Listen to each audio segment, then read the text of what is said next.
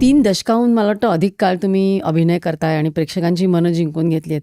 तर ह्याची सुरुवात पहिल्यांदा मला वाटतं मालिकेमध्ये दामिनीमध्ये झाली ना? दामिनी. दामिनीमध्ये तुम्ही पत्रकाराचा रोल केला हो, होता नाही का? पत्रकार होतो मी तर त्याच्यात. तिथून कशी सुरुवात झाली सांगा ना तुमच्या कारकिर्दीला? कारकिर्दीला सुरुवात खरं तर मी एकांकिका स्पर्धांपासून झाली.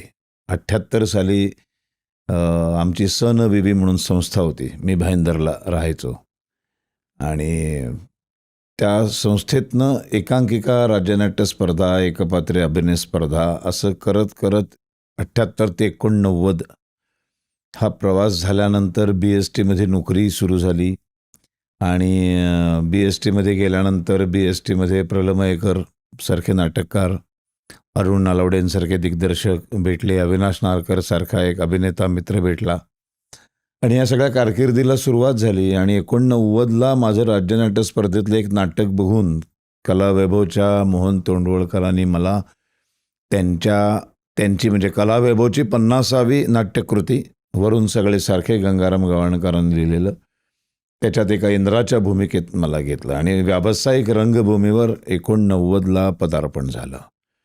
मग तिथून छोट्या अशा 14 व्यावसायिक नाटकात भूमिका मिळाल्यानंतर 98ला आयुष्य बदलून टाकणारी मी नथुराम गोडसे बोलतोय मधली नथुराम गोडसेची भूमिका मिळाली आणि मग तिथून आयुष्यच बदललं पूर्ण.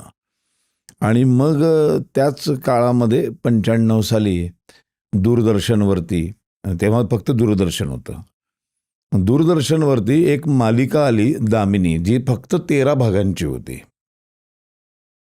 तर 13 भागांच्या मालिकेचे 4 भागांचा पायलट म्हणायचे त्याला.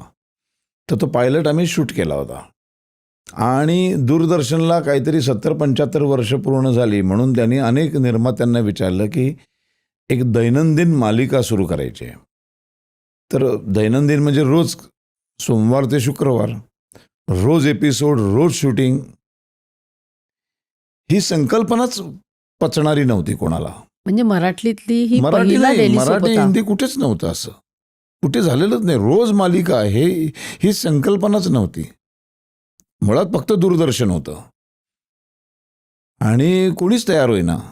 मग कांचन अधिकारी त्या तयार झाल्या.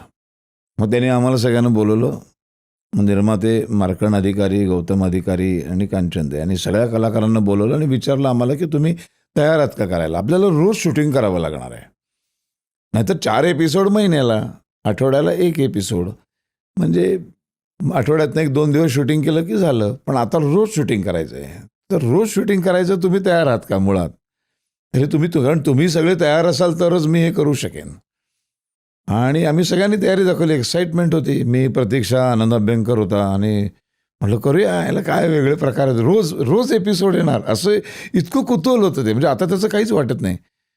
रोज TV वर दिसणार. हो. आणि दुसरा भाग म्हणजे दूरदर्शन 6-6:30ला सुरू व्हायचं, पण ही मालिका दुपारी 4:30ला दाखवणार होते. म्हणजे दुपारी TV चालू असतो ही सुद्धा संकल्पनाच माहीत नाही. म्हणजे हे माहितीच नाही कोणाला. TV दुपारी नसतोच. TV हा संध्याकाळी 6:30ला सुरू होतो. मग आमची माती आमची माणसं, मग ज्ञानदीप, मग समूहगान, मग बातम्या संपल्यानंतर एक मराठी मालिका, 1 एपिसोड, मग डायरेक्ट दिल्ली दूरदर्शन.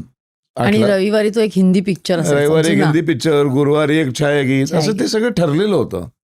त्याच्यात दुपारी TV कोण बघणार, मालिका कोण बघणार, सगळंच अद्भुत, सगळंच अनाकलनीय असं होतं. पण आम्ही सगळे तयार झालो आणि मग शूटिंगला सुरुवात झाली.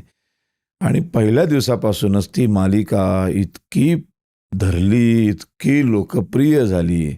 त्याचं टायटल सॉन्ग दामिनी दामिनी असं ते सुरू झालं की रस्त्यावर शुकशुकाट व्हायचा.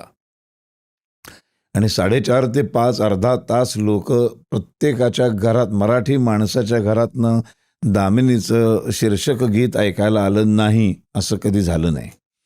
इतकी लोकप्रिय झाली 95ला ती मालिका.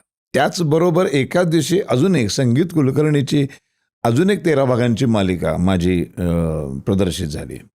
तिचं नाव होतं मोठी त्याची सावली. त्याच्यात अजिंक्य देव होता आणि सुकन्या कुलकर्णी हिरो हिरोईन होती. आणि मी ही विलन कधीची होतो. गोष्ट 1995 95 एकाच दिवशी 2 मालिका, एक 13 भागांची मालिका सुरू झाली संध्याकाळी आणि दुपारी 4:30 वाजता दामिनी. आणि मग दामिनीने इतिहास घडवला. 1500 काहीतरी भाग झाले त्याचे. 6-7 वर्ष मी शूटिंग करत होतो त्याचं. आणि रोज शूटिंग व्हायचं त्यात. रोज. आणि मी BST मध्ये नोकरी करायचो.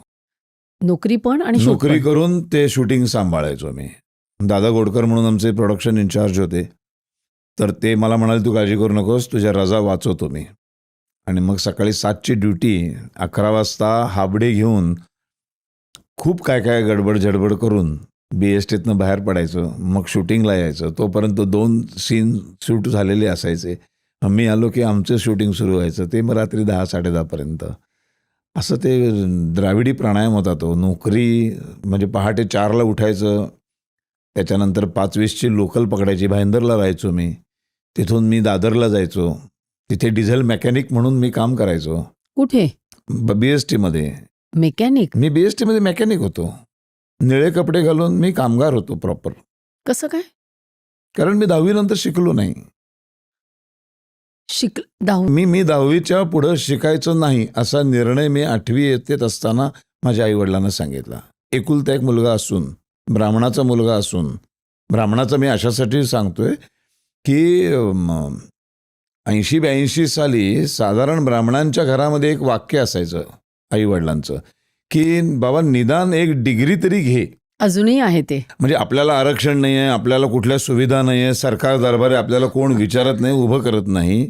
तर त्याच्यामुळे किमान एक हक्काची डिग्री असेल तर कुठेतरी नोकरी तरी निदान मिळेल. त्यामुळे तू बाबा काहीही कर पण निदान एक डिग्री तरी घे. ही क्लिप शेवटपर्यंत बघितल्याबद्दल खूप खूप धन्यवाद. संपूर्ण एपिसोड बघण्यासाठी खाली दिलेल्या लिंकवर क्लिक करा आणि सर्व काही चॅनलला सबस्क्राईब करायला विसरू नका.